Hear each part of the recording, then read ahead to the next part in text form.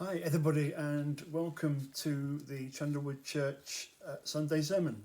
My name is Steve Tilley, I'm the vicar of the church and it's my privilege just to lead us in a few thoughts. If you're a regular member of the church, it's good to have you with us, but if you're joining us online for the first time or it's a habit that you've got into recently, it's great to encounter you here.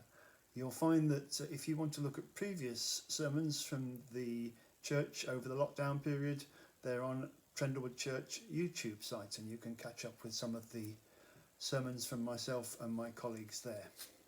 We've been in a series in the book of Colossians and we have reached chapter 2 and verses 16 to 23, which David has helpfully read for us. Last week I began by saying how interested people have become recently by the law and little rules. And little rules. Little was I to know that later that afternoon, the people of Bristol, or some of them anyway, would take the law into their own hands and choose to break the law in order to right what they thought of as a greater wrong. And we've had a lot of discussion about the law this week since Edward Colston's statue was thrown into the harbour. The letter to the Colossians was written in response to many questions from a small church about particular habits and behaviours.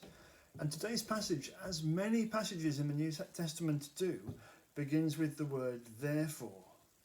Therefore do not let anyone judge you by what you eat or drink. Therefore, meaning because of what we've discussed so far.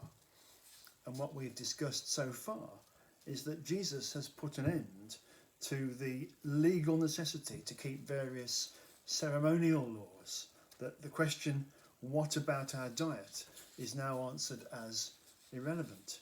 Let no one judge you on that, says the writer. And the question, what about festival days, in the second half of verse 16? Well, that's answered just as a shadow of things to come. A great feast or banquet, a festival, is one picture of heaven.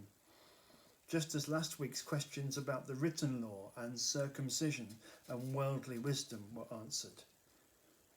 Which means, and here's the rub, no one can tell you what to do or think about a whole load of issues these days.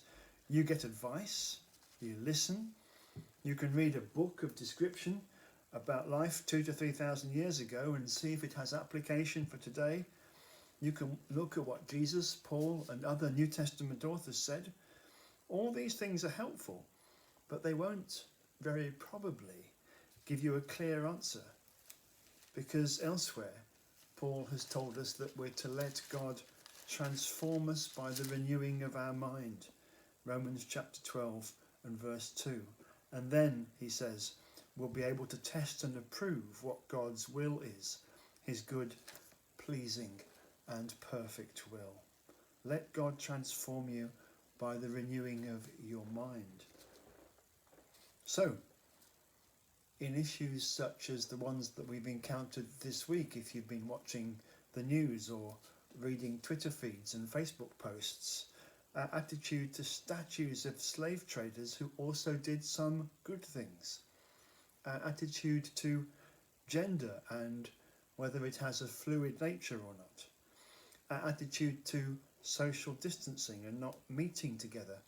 There are absolutely no proof texts that will fix those decisions for you.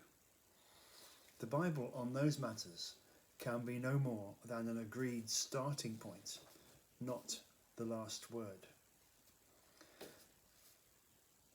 And so Paul, or the writer to the Colossians, may well have been someone other than Paul, goes on to say that since you died with Christ to the basic principles of this world, why, as though you still belong to it, do you submit to its rules?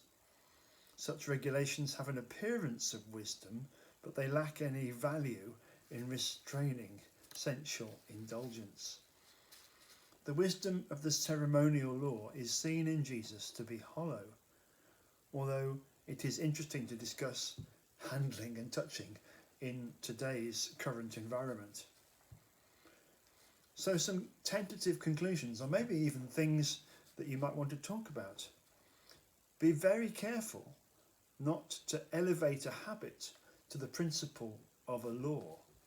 A tradition or a custom is not a rule. Be very careful not to be so lost in the detail, which is what this letter fundamentally says, that you miss the big picture of Jesus. And we must have learnt this during the course of this week, be incredibly careful who you put on a pedestal in case they become an object of worship and reverence and yet are found to be hollow. Jesus should be enough, says this letter. And the next passage, chapter 3, begins by challenging us all to set our hearts on things above, where he is in his rightful place. It's a great letter to read, discuss and study. I commend it to you. Thank you for listening to this brief introduction.